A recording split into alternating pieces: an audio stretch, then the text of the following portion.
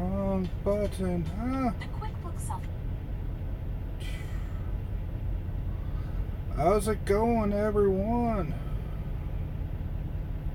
Give me a minute here. Being half brain dead with my phone. I'm gonna share this out. How's it going? Said bear with me for a second. I'm gonna share this out to a couple spots. Get everyone in here. Hopefully everyone's staying warm, staying safe, enjoying this wonderful weather. I know they just had tornadoes just go through the Clarksville, Tennessee area. That's where I live at. So I had to check in on the fam, make sure everything was alright. I know it's been some nasty weather up in Wyoming.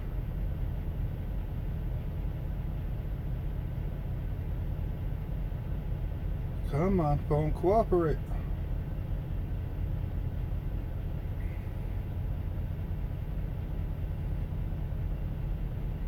Yeah, one more spot, so bear with me 1 second.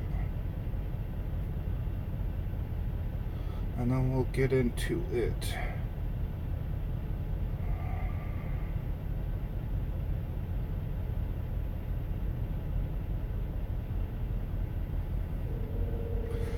All right. So we got a couple people commenting already. How's it going, Isabella and Mr. B. Moore? Not a whole lot going on. We'll give it a couple minutes here for people to jump in. Talk about why I am back OTR and why Intermodal didn't work out for me. I'm gonna change the screen. Bear with me for a second. And it's the purple. We'll go light blue. Add a little more light on the situation. Now 72 slight breeze. That's awesome. Yeah,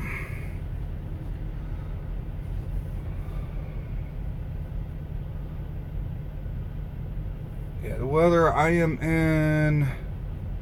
Where am I at? Big Springs, Nebraska right now. I think last time I saw the temperature, it was like 30 degrees. The rain and all that finally started to dry up. So this actually wasn't bad once I got into like the mid part of Nebraska. The first part I was dealing with freezing rain. Mr. B. Moore, Intermodal, where's Chicago? Okay. Intermodal, what we were doing, or what we do for Intermodal, is we'll pick up at certain customers, run it to the rail yard, and then they'll ship it out, because they put the whole train out on the, not the whole train. This guy's got me distracted. He's backing in next to me. I'll show you. See. Reserve parking. Intermodal, what we do is we pick up at the customer. We drop the whole trailer off at the rail yard, whichever rail yard you're running out of. They load it up, they ship it off to the closest rail yard to wherever it's going, and then someone else on the other end picks it up and delivers it. So it kind of eliminates like the truck out of the middle part. Like I was running out of Memphis, Tennessee, and we were doing about I think it was about 3 to 400 mile radius out of Memphis. I'll switch it back. He's got it. Flatbedder can back up. Yay. So I think our longest run we did out of Memphis was down to Walker, Louisiana. It was for a live unload. It's either cookies or lemons. Kind of interesting. But yeah, we did a whole lot of delivering products and then bringing empty somewhere. We did some shipping, but yeah. So intermodal pretty much just eliminates having the truck stuck out on the road for going long distances, pretty much. Like I was in Memphis, I was getting loads out. They were originating from like Washington, California. We were sending loads to California and up to Hazleton, PA. We were doing a lot of ice cream loads that were going that way. So, all right, got enough time in there. Enough people hopefully are jumping in now. So basically, what I did was I stopped OTR, went intermodal, try that out. Kind of understood what the pay was going to be. Not 100% certain on how it was going to work, so I knew that was going to be a variable and kind of kept a close eye on when I was doing it. The main benefit was I was going to be super close to home, and pretty much can go home a lot more than what you can as an OTR driver. Ran intermodal for about 4 or 5 weeks, somewhere in that ballpark.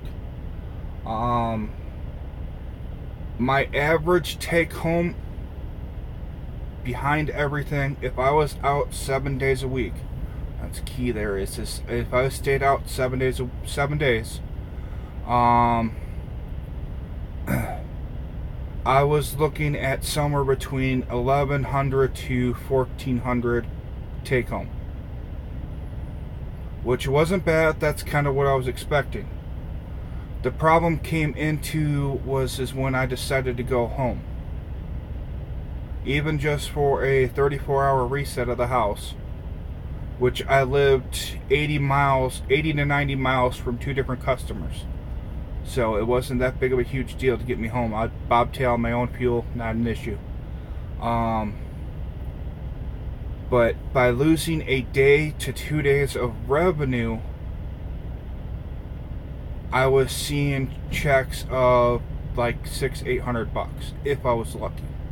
1 week I was actually I was in the hole $100. So for me, the revenue was not there for me to be running intermodal. If any of the lease guys jump in here, you kind of got to know your numbers and what you need to make a day to cover your bills back home and cover your truck and all that. My minimum I need to make is $500 a day, $3,500 a week for if I'm running all 7 days. Their average on intermodal, fleet manager will tell you it's between 3,000 and 4,000. My average was 3 to about 36. The one time I did see a good paycheck, I snuck in a load literally like 1 minute before payroll cutoff. So for me, the revenue was not there to cover my expenses and to be going home. So if I'm going to be stuck back out 7 days a week, I'm going to go back OTR, where I know my low average is going to be 1,400 take home, and I've seen 2,300 take home as a solo lease driver, which you will never be able to see above 2,000 running intermodal right now. They might change the pay package and work on other things, but for me it didn't work. I think it'd be more beneficial if you live near the rail yard. So say if I lived in Memphis, I can go home every day, but still, again, you run into the issue is you wouldn't be able to take a day off. It might be something I might look back into once if I do lease purchase and buy a truck and actually don't have a truck note. Then running 5-6 days a week, if I wanted to, I'd still be able to clear over $2,000 a week without a truck note. The job itself is not hard. It's real easy. You're going to be busy, but it's no worse than when I was running Walmart. So now I'm back OTR. I am on my second load going to, right now I'm heading towards Springdale, Utah. I had 11 a.m. appointment for Monday. I'm hoping to be there Sunday night. I'm going to stop by the terminal tomorrow, hopefully if I can get through Wyoming, and hang out at the terminal. And if I can't deliver the load tomorrow, then I'll just hang out at the terminal and then deliver my load Monday morning. So doing pretty good so far. So anyone have any questions, comments, concerns? Welcome back OTR. I'm on week 3 at T3 at Pinson Terminal tonight. Sweet. Hot diggity, how is your training going? Any issues at all, or everything going good?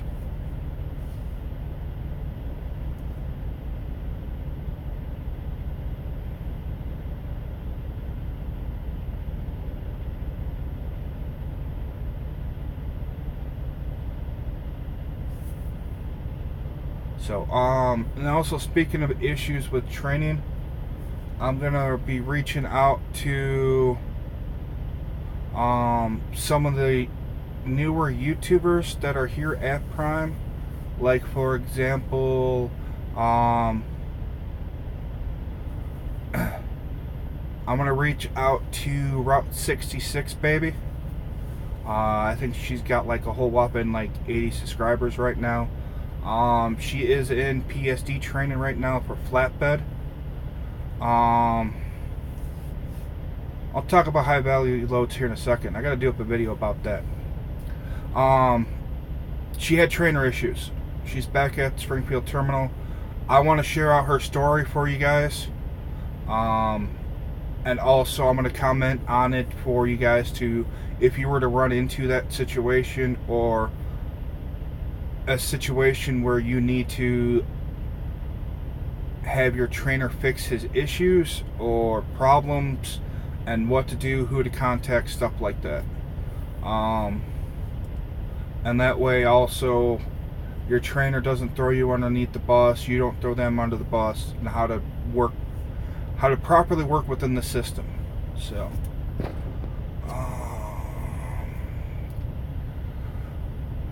Mr. B. Moore, should a newbie save a lot of money before going lease? It kind of, basically what my advice on that would be, I would have enough to cover a month of at-home expenses, just in case. That way it'll give you time, so that way you're not stressed out on that first month, and that way you can tuck away some of that money too. When I went lease, because I was company for 18 months before I switched over to lease, I didn't have anything stacked up, but I also knew how to run. So you don't want to get yourself into a pickle. Thank God I didn't have any major truck problems or anything like that. My fleet manager is awesome, so I didn't have any major hiccups. So that's why I was able to do it. But that's why I would suggest having at least to be able to cover your at-home expenses for a month before you switch, if you can.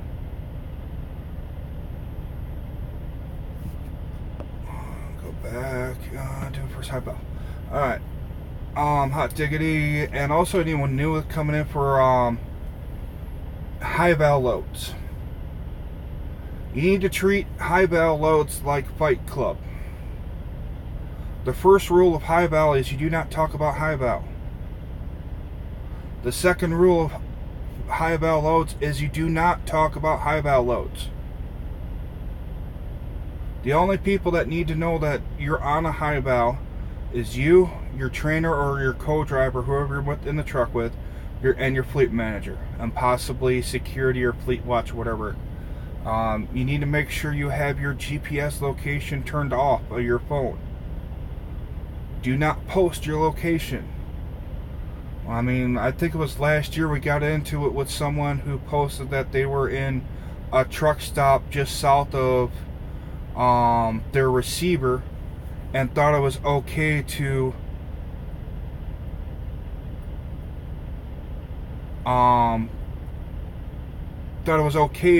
that they posted their location because they didn't post the exact truck stop that they were at. Well, it doesn't take a rocket scientist to figure out what truck stops are in what city, because the city's still pulled up at the top. So pretty much you gotta be incognito, and you don't talk about high val loads. And the main reason why is if someone in Prime gets a bug up their butt and they see that you have talked about where you're going on your high val load, you could actually get your fleet manager disqualified from doing high val loads for a set period of time.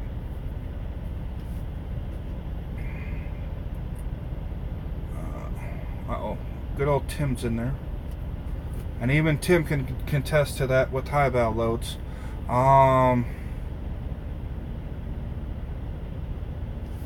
So you quit Prime Inc. before you join new job. I never left Prime. Prime has 4 divisions now: reefer, flatbed, tanker, and intermodal. So that's kind of one nice thing about Prime is I don't have to quit to try out another division. And it's just like I made a phone call right back to my previous fleet manager, had it set back within like 3 hours. I was set back up on his board, ready to roll.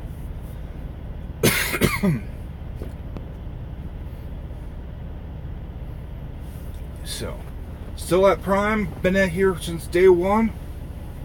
Coming up on my 5th year. There's been a lot of other YouTubers that have been here, that have come and gone around me. I think the only major 2 that are left, or the only one that's kind of got high numbers with me that's still at Prime, is Junior.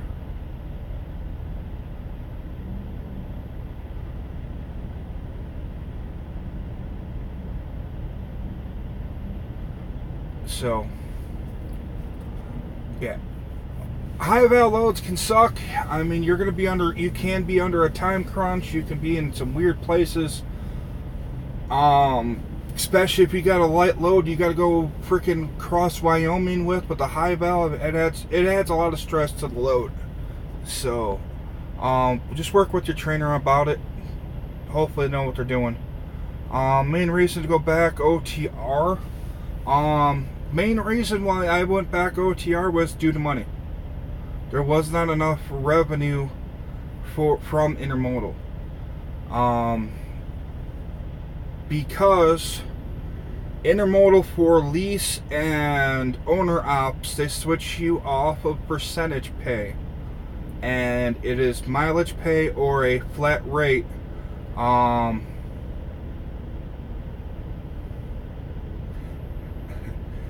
Flat rate and mileage pay. So the mileage pay they start you out at is $1.08 a mile, which isn't terrible, but it needs to be better. As I said, my take home net and all that running Intermodal was $1,100 to $1,400, which would have been great, say if I lived in Memphis, but taking a day off, it killed my paycheck. So it's one of those things where if I can't take a day off, and the maximum amount of revenue I'm going to be able to take home is say $1,600 to $1,800 max on a darn good week, I know I can do 22 to 25 on a real good week OTR. So if I'm going to be stuck out, I'm going to do what I can do to make the most money being stuck out.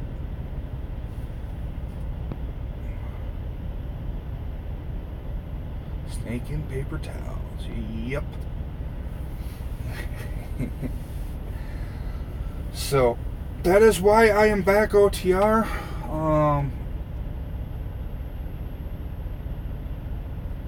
Haven't 100% made up my mind or not about training yet. Man, there's Tim. I have my lease is up on this truck on May 15th.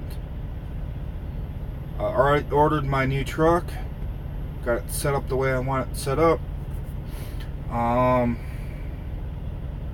I'm doing just a regular lease on it right now to figure out, to make sure that I like the truck and no major problems with the truck. And then if there's no major issues, I'm going to turn it into a lease purchase. So in order for me to turn so you guys know, in order to turn a lease truck into lease purchase at the end of the lease, you need to have less than 400,000 miles on the truck. So basically is I will not be training in my new truck. So I got to figure out if it's worth it for me to train in the next 2.5 months or not.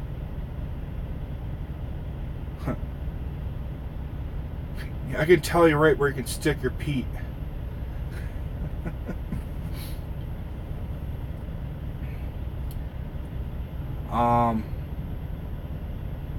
Yeah. New truck's going to be a 2018 Freightliner.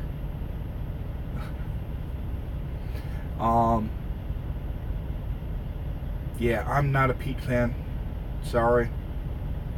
Now, maybe if Prime ever went to the actual full-size 579s instead of that BS mid-roof stuff that they have now, then I might consider a Peterbilt. But for the size and the, yeah, no.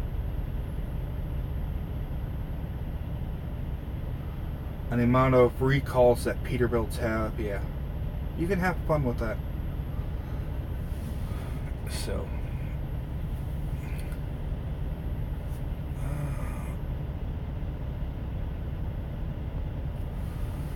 anyone else have any other questions or anything? Otherwise, I'll cut this. I'm gonna cut this live feed short.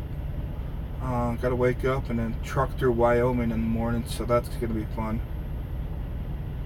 So, as always, if you do have questions for me later on, if you're catching this on the replay, reach out to me on Facebook at Prime Driver Jacob, Gmail Prime Driver Jacob, Instagram Prime Driver Jacob. Pretty much I got everything under lockdown. I don't do Twitter or Snapchat, so.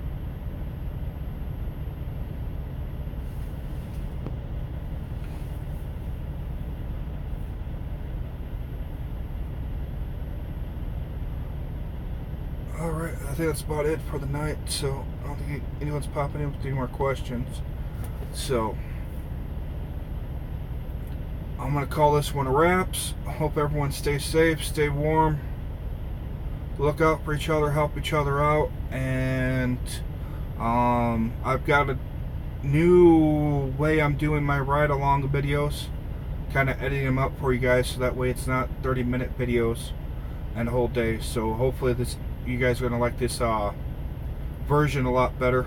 I'm going to go back through, retitle a lot of stuff, so stay tuned. A lot of big plans coming. So other than that, everyone stay safe and have a nice night.